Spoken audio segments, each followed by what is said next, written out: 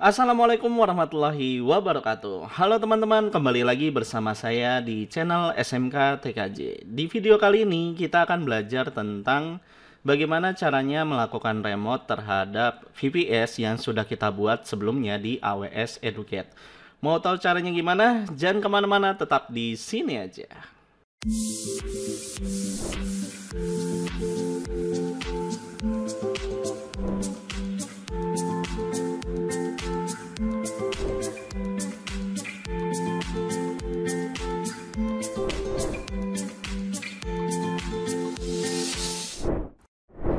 Oke, seperti yang kita ketahui bahwa VPS Educate ini merupakan program dari AWS Amazon yang diperuntukkan untuk siswa ataupun mahasiswa yang ingin melakukan pembelajaran dengan menggunakan media cloud computing gitu. Dan di sini si AWS Amazon ini membuat sebuah website yang memiliki banyak fitur yang dapat kalian gunakan juga gitu ya. Di video sebelumnya kita udah belajar nih cara bagaimana melakukan yang namanya pembuatan VPS dengan menggunakan akun AWS Educate. Nah, cuman yang jadi masalah adalah bagaimana caranya kita melakukan konfigurasi terhadap VPS yang kita buat gitu ya. Nah, untuk cara melakukan konfigurasi terhadap VPS yang kita buat, kita harus melakukan yang namanya remote terhadap VPS tersebut. Kalau misalnya kita menggunakan virtual machine seperti VirtualBox atau VMware, pastinya kita akan langsung bisa melakukan yang namanya konfigurasi terhadap VM tersebut. Karena waktu pas lagi kita jalankan, maka tampilan dari si VM tersebut akan muncul di tampilan layar kita. Nah, lalu bagaimana caranya kita melakukan konfigurasi dengan menggunakan VPS nih? Kalau misalnya menggunakan VPS, otomatis kita harus melakukan remote. Karena di tampilan si VPS ini itu nggak akan muncul gitu. Nggak akan ada tampilan dashboardnya, nggak akan ada muncul command prompt yang biasanya kita lakukan dengan menggunakan VM gitu ya. Nah, langkahnya yang pertama yang harus kita lakukan adalah kita harus meremote si VM atau VPS yang ada di AWS Educate ini gitu.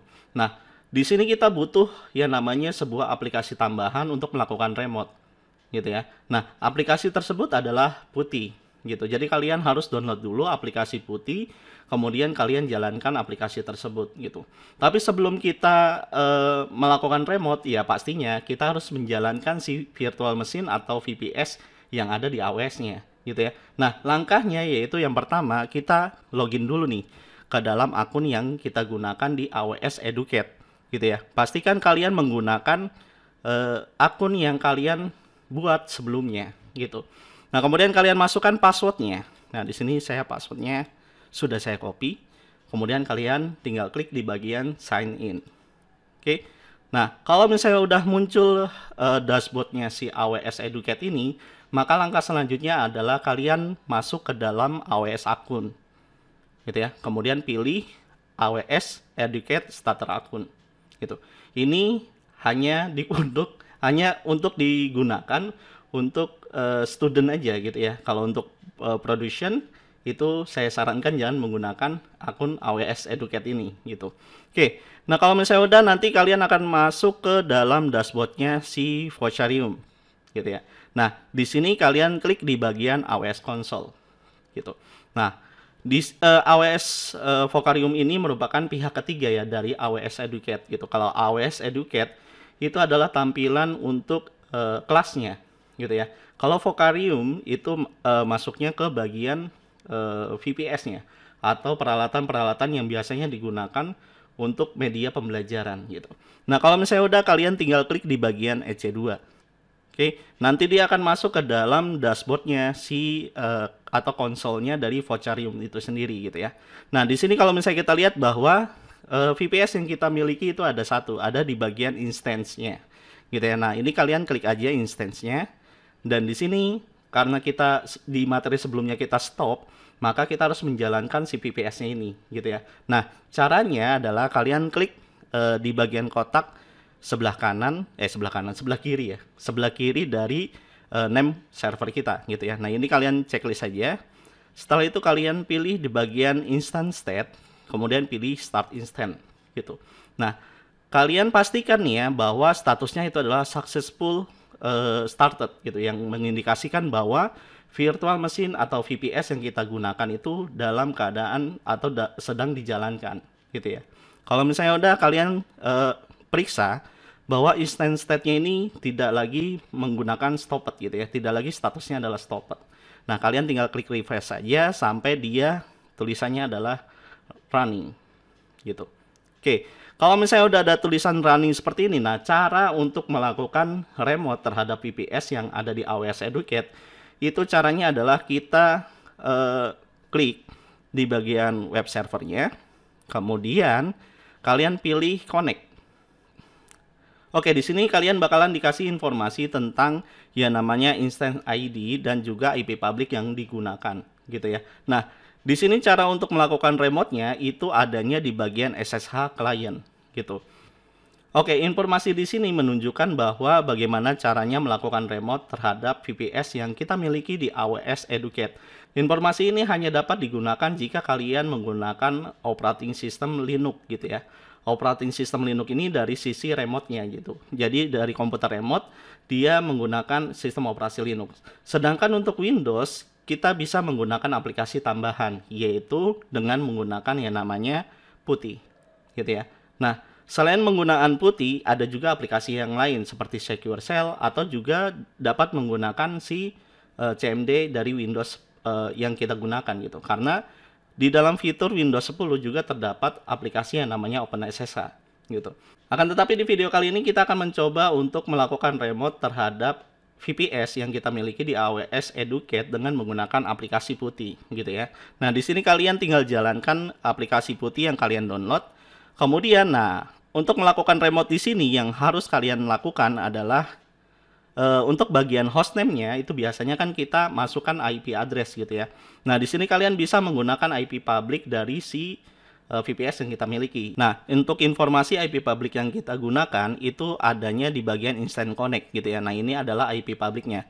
Nah, kalian bisa menggunakan IP public ini untuk remote VPS yang kita miliki gitu ya. Nah, akan tetapi biasanya saya sering banget menggunakan domain atau DNS yang diberikan sama si AWS untuk VPS kita gitu. Nah, informasi tersebut adanya di bagian SSH client gitu ya. Nah, untuk domainnya itu ada di bagian bawah sini nih, public DNS. Itu untuk domain dari VPS yang kita miliki gitu ya.